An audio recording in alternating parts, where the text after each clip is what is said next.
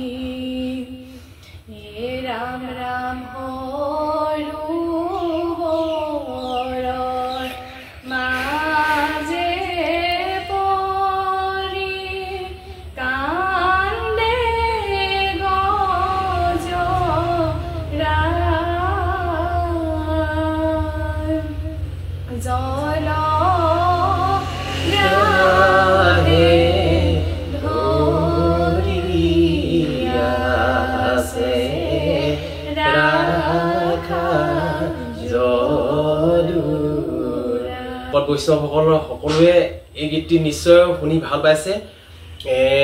খুব প্ৰিয় আৰু এই গীতটো মানে কি হৈছে ই এটা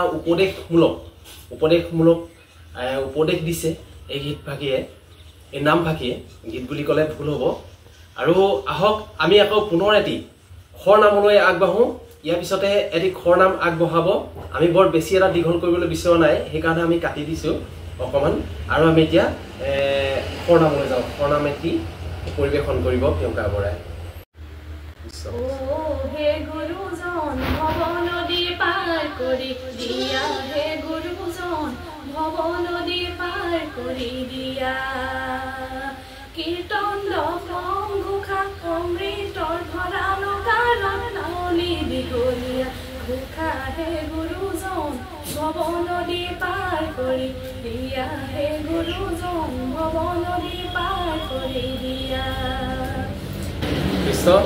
আমি ভিডিঅ'টো ইমানেই আগবঢ়ালোঁ সকলে কেনেকুৱা পালে ভিডিঅ'টো আপোনালোকে লাইক কৰি আৰু কমেণ্ট কৰি জনাব আজিলৈ ভিডিঅ'টো ইমানেই